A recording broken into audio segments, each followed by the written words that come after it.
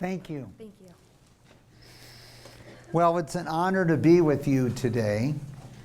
And today I wanted to focus on the promise of the 21st century and really three areas. One, access to financial capital. Two, improvement of quality of life and length of life. And three, the deployment of technology to solve many of the problems of the world today. Each of us sets off on a life journey. There are events that change that life journey. For me, it was 1957, and Sputnik going up when I was in elementary school. The United States was concerned that it had fallen behind the Soviet Union in science, and it changed the world forever. And I decided then, in 6th grade, that I would lead the United States space program. I wrote a letter to the President of the United States letting him know that I had never missed a math or science problem and had been studying space travel through my comic books for 5 years. Unfortunately, the President did not respond, but I pursued a career that was going to lead me to the space program at Berkeley or Caltech. However, my world changed again. Just 8 years later, in Los Angeles, the Watts riots occurred. And here in Los Angeles, the city was on fire, a city of dreams. Why was this event occurring in Los Angeles? I didn't need to go to Vietnam or some other part of the world. But Los Angeles, the city of dreams, was on fire. I met a young man, a young African-American man, who watched the building he worked in burn down, married, without any funds, and with a young child. It seemed totally irrational to me. He told me he wasn't part of the American dream.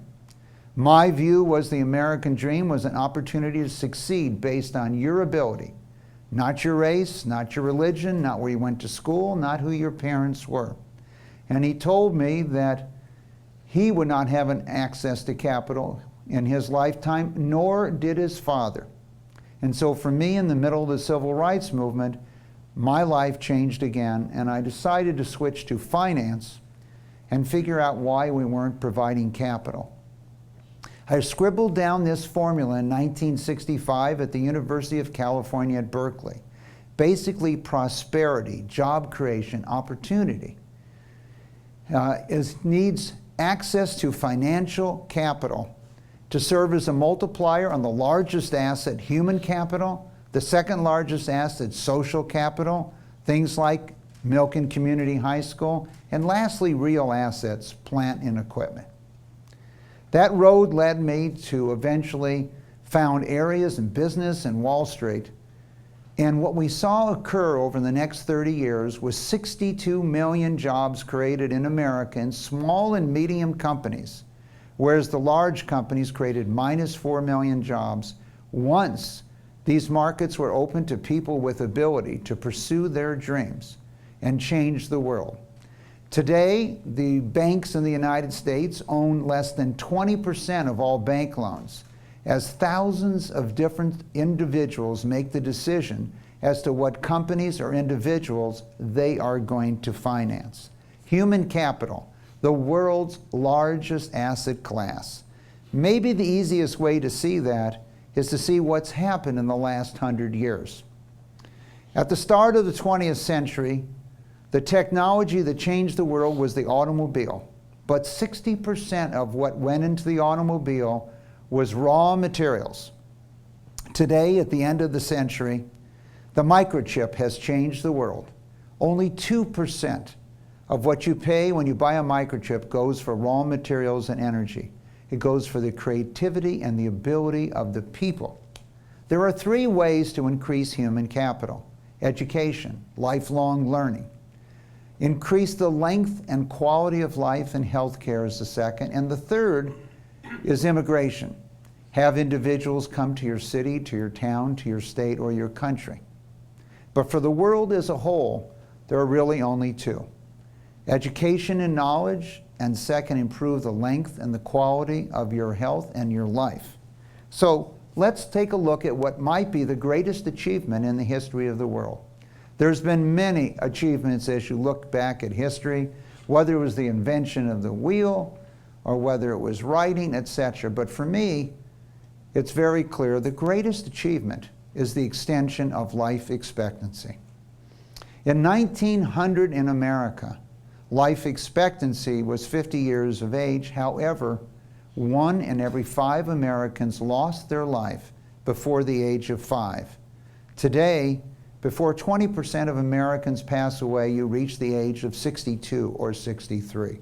For the world as a whole, life expectancy was only 31 years of age in 1900. Ask yourself, what would you be thinking about if your life expectancy was 31 years? What would you pass down to your children? You would not have the opportunity to meet your children's children. But this enormous increase in life expectancy has changed the world.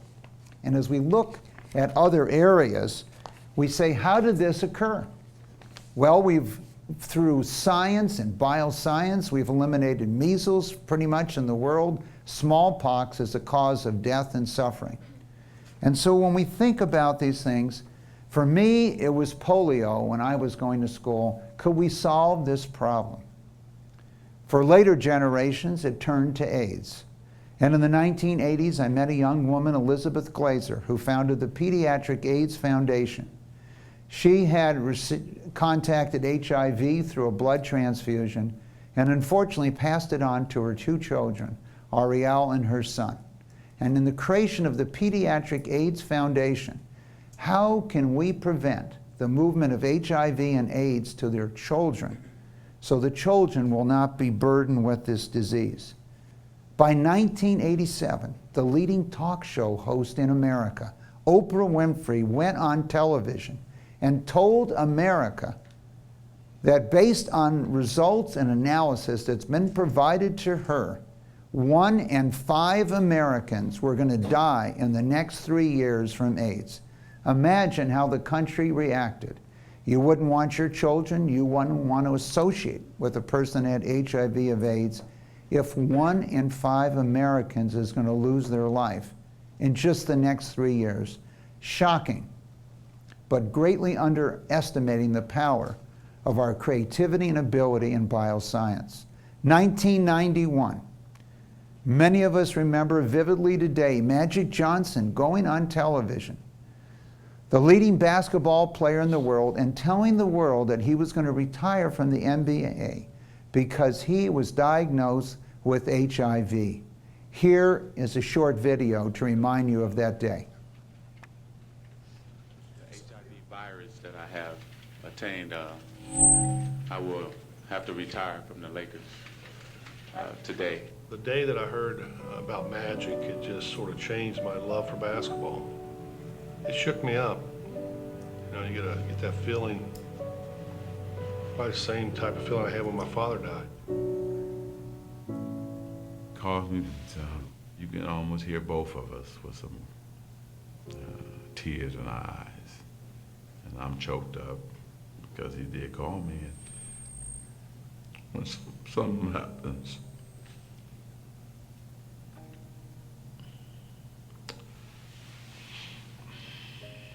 to you,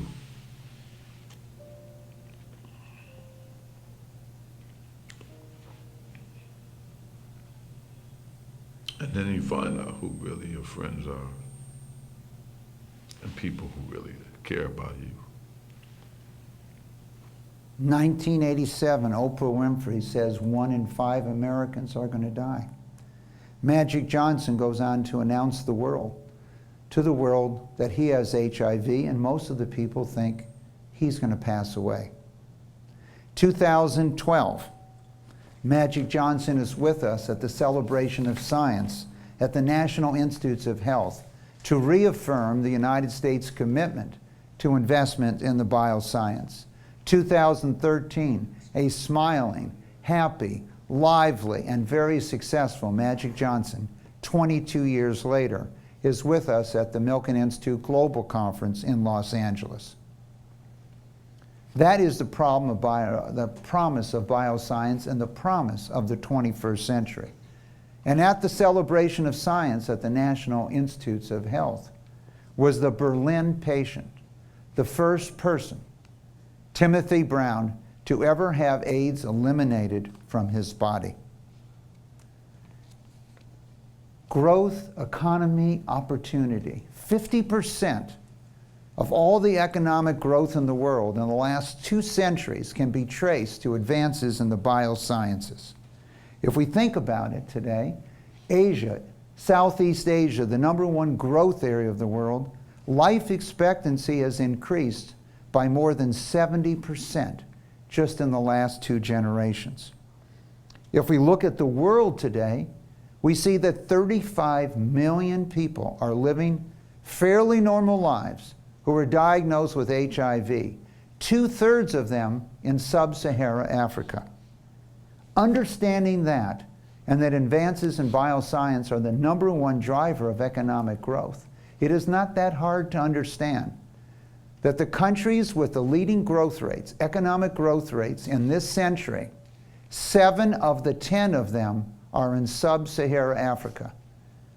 Once your health is better, once you have a 98% probability of not passing AIDS on to your children, you can think about how to grow, create opportunities not just for you, but for your children and your grandchildren. Technology. Cost, speed, storage, and access has changed the world. In the 1970s, when I wanted to talk to an office in India, it cost me $10 a minute. Today, it costs less than 1 cent. And in thinking about what you're doing, the world has become so small as the cost of communication goes to 0. In 1976, I wheeled one of the first supercomputers onto my trading desk in New York City. It cost $1 million a megabyte for data storage. And yes, we had big sideburns in the 1970s. Today, your iPad, it costs less than 1 cent a megabyte. From 1 million to less than 1 cent in 3 to 4 decades. The cost of data storage headed to 0. And access, today there are more mobile phones on the planet than human beings. And if we look at Africa and sub-Saharan Africa, you can see that in 1980, only 2% of the people in Africa had a mobile phone. Today, it's in excess of 80%, projected to grow to 84%. So technology travels around the world. In 2010, 17% of the people use their mobile devices to check into health information. By 2012, it had almost doubled in 2 years to 31%. It is projected that by 2012, 44 million, that was the original projection. We think it's been exceeded. And by 2016, 141 million healthcare apps will be downloaded. To sequence the human genome took 13 years and more than $3 billion. Today, we're down to a couple hours and less than 1,000. And tomorrow, probably 15 minutes and less than $100. We are entering the golden age of medicine, the promise of the 21st century. Precision medicine. You will only take things that work for you before you take it. Immunology. We will fire up your immune system and quite possibly eliminate radiation, chemotherapy, surgery, and stem cells, the ability to rebuild your own body. And 3D printing and the use of that technology is already being used to create body parts today.